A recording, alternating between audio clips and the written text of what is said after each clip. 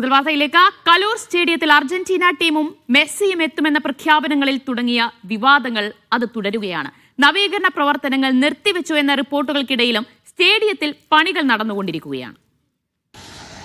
Messi വരില്ല എന്നുള്ള കാര്യത്തിൽ ഇപ്പോൾ ഉറപ്പായിരിക്കുകയാണ്. എന്നിരുന്നാലും ഇപ്പോഴും ഇവിടെ നവീകരണ പ്രവർത്തനങ്ങൾ നടന്നുകൊണ്ടിരിക്കുകയാണ്. ഞാൻ ഇപ്പോൾ നിൽക്കുന്നത് കലൂർ സ്റ്റേഡിയത്തിന് മുൻവശത്താണ്. ഇപ്പോഴും ഇവിടെ പാർക്കിംഗ് ഏരിയയിലൊക്കെ ആയിട്ട് ഇപ്പോഴും ഇവിടെ ഈ ഒരു നവീകരണ പ്രവർത്തനങ്ങൾ നടക്കുന്നു. ഈ ഒരു നവീകരണ പ്രവർത്തനങ്ങൾ ഇപ്പോഴും നടക്കുന്നതിൻ്റെ അടിസ്ഥാനം എന്താണ് എന്നുള്ളൊരു ചോദ്യം തന്നെയാണ് ഇപ്പോഴും എല്ലാവരും ഉന്നയിച്ചുകൊണ്ടിരിക്കുന്നത്.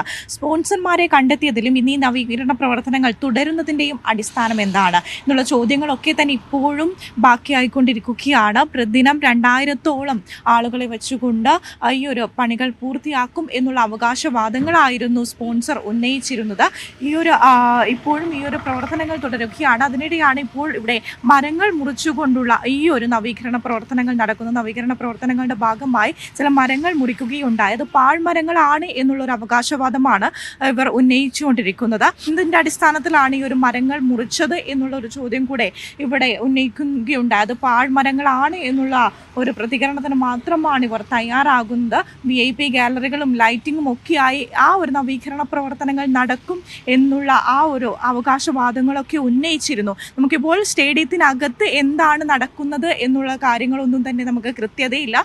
ഈ ഒരു സ്റ്റേഡിയത്തിനകത്തെ പ്രവർത്തനങ്ങൾ എന്താണ് എന്നുള്ള മാധ്യമപ്രവർത്തകർക്കടക്കം അതിലേക്ക് പ്രവേശിക്കാൻ സാധിക്കില്ല എന്നുള്ളതാണ് നമുക്ക് മനസ്സിലായത്. ഇവിടെ വന്നപ്പോൾ അതിനകത്തേക്ക് പ്രവേശിക്കാൻ സാധിക്കില്ല, അതിന് പ്രത്യേകം പെർമിഷൻ്റെ ആവശ്യമുണ്ട് എന്നുള്ള കാര്യങ്ങൾ വ്യക്തമാക്കുകയുണ്ടായി. അപ്പോൾ നമുക്ക് അകത്ത് എന്താണ് ഇപ്പോൾ നവീകരണ പ്രവർത്തനങ്ങൾ നടക്കുന്നത് എന്നുള്ള കാര്യത്തിൽ വ്യക്തതയില്ലാത്തൊരു സാഹചര്യമാണ്. ഇപ്പോൾ പുറത്ത് ഈ ഒരു പാർക്കിംഗ് ഏരിയയിൽ ഉണ്ടാകുന്ന ഈ ഒരു നവീകരണ പ്രവർത്തനങ്ങളും അതിനോടനുബന്ധിച്ച് ഈ മതിൽ കെട്ടുന്ന ആ ഒരു രീതിയിലേക്കുള്ള നവീകരണ പ്രവർത്തനങ്ങൾ മാത്രമാണ് നടന്നുകൊണ്ടിരിക്കുന്നത്.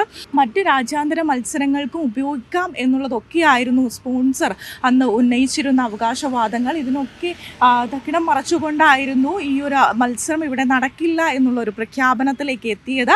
ഈ ഒരു പ്രഖ്യാപനം വരുമ്പോഴും കൊച്ചി സ്റ്റേഡിയത്തിന് ഫിഫയുടെ അനുമതി ലഭിക്കാനുള്ള കാലതാമസം മാത്രമാണ് ഈ ഒരു മത്സരം വൈകുന്നത് എന്നുള്ള പ്രതികരണത്തിലേക്കാണ് സ്പോൺസർ എത്തിയത്.